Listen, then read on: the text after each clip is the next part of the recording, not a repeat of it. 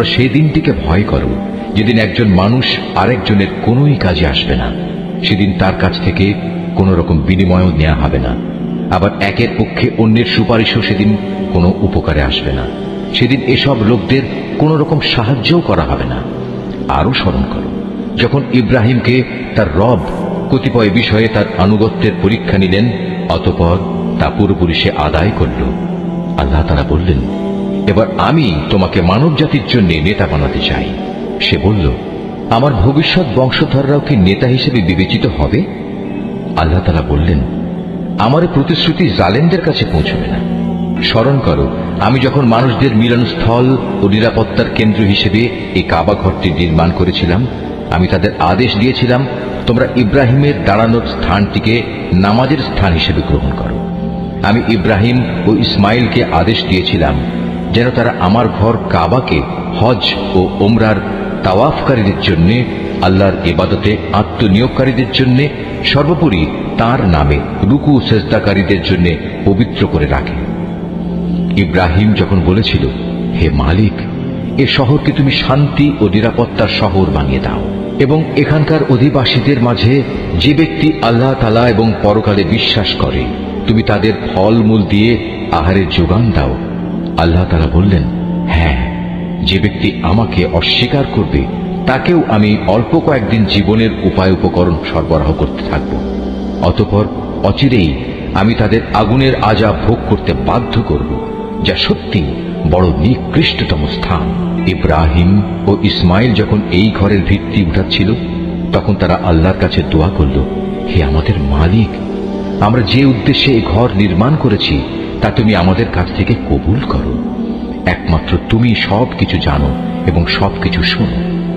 তারা আরো বলল, হে আমাদের মালিক, আমাদের উভয়কেই তুমি তোমার অনুগত মুসলিম বান্দা বানাও এবং আমাদের পরবর্তী বংশধরদের মাঝ থেকেও তুমি তোমার একদল অনুগত বান্দা বানিয়ে দাও। হে মালিক, তুমি আমাদের তোমার ইবাদতের আনুষ্ঠানিকতা সমূহ দেখিয়ে দাও এবং তুমি আমাদের উপর দয়া পরবশ হও, কারণ তুমি অত্যন্ত দয়া পরবশ ও পরম দয়ালু। হে আমাদের মালিক, তাদের বংশের মধ্যে তাদের নিজেদের মাঝ থেকে তুমি এমন একজন রাসূল পাঠাও যে তাদের কাছে তোমার আয়াতসমূহ পড়ে শোনাবে, তাদের তোমার কিতাবের জ্ঞান ও প্রজ্ঞা শিক্ষা দেবে, উপরন্তু সে তাদের পবিত্র করে দেবে। হে আল্লাহ, তুমি আমাদের এই দোয়া কবুল করো, কারণ তুমি মহাপরাক্রমশালী ও পরম কুশলী। জেনে বুঝে যে নিজেকে মূর্খ বানিয়ে রেখেছে সে ব্যক্তি ছাড়া আর কে এমন হবে যে ইব্রাহিমের আনিত জীবন বিধান থেকে মুখ ফিরিয়ে নেবে? অথচ তাকে আমি দুনিয়ার নবুয়তের জন্য বাছাই করে নিয়েছি। শেষ বিচারের দিনেও সে আমার নেক লোকদের মধ্যে শামিল হবে। যখন আমি তাকে বললাম, তুমি আমার অনুগত মুসলিম হয়ে যাও, সে বলল, আমি সৃষ্টিকুলের মালিক আল্লাহ তাআলার পূর্ণ আনুগত্য স্বীকার করে নিলাম। যে পথ ইব্রাহিম নিজের জন্য বেছে নিল, সে পথে চলার জন্য সে তার সন্তান সন্ততিকেও ওসিয়ত করে গেল। ইয়াকুবও তার সন্তানদের ওসিয়ত করে বলল, হে আমার সন্তানরা, নিশ্চয়ই আল্লাহ তাআলা তোমাদের জন্য এই দ্বীন ইসলাম মনোনীত করে দিয়েছেন। অতএব কোনো অবস্থায় এই জীবন বিধানের আনুগত্য স্বীকার ব্যতি রেখে তোমরা মৃত্যুবরণ করো না। হে ইহুদি জাতি, তোমরা কি তখন সেখানে উপস্থিত ছিলে যখন ইয়াকুবের সামনে তার মৃত্যু এসে হাজির হলো এবং সে যখন তার ছেলে মেয়েদের বলল, বলো আমার মৃত্যুর পর তোমরা কার ইবাদত করবে? তারা বলল, আমরা অবশ্যই তোমার মাবুদ, তোমার পূর্বপুরুষ ইব্রাহিম, ইসমাইল ও ইসহাকের মাবুদের ইবাদত করব। এ মাবুদ হচ্ছেন একক, আমরা তার আত্মসমর্পণকারী বান্দা হয়ে থাকব। এরা ছিল এক ধরনের জাতি যারা আজ গত হয়ে গেছে। তারা যা করে গেছে তা তাদের নিজেদের জন্য, আবার তোমরা যা করবে তা হবে তোমাদের নিজেদের জন্য। তারা যা কিছু করছিল সে ব্যাপারে তোমাদের কিছু জিজ্ঞেস করা হবে না।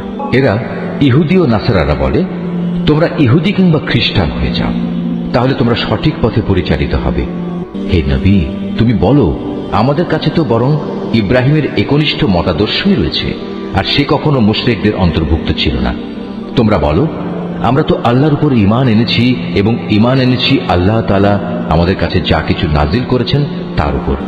আমাদের আগে ইব্রাহিম, ইসমাইল, ইসহাক, ইয়াকুব ও তাদের পরবর্তী সন্তানদের উপর যা কিছু নাজিল করা হয়েছে তাও আমরা মানি তাছাড়া মুসা, ঈসা সহ সব নবীকে তাদের মালিকের পক্ষ থেকে যা কিছু দেওয়া হয়েছে তার উপর আমরা ঈমান এনেছি।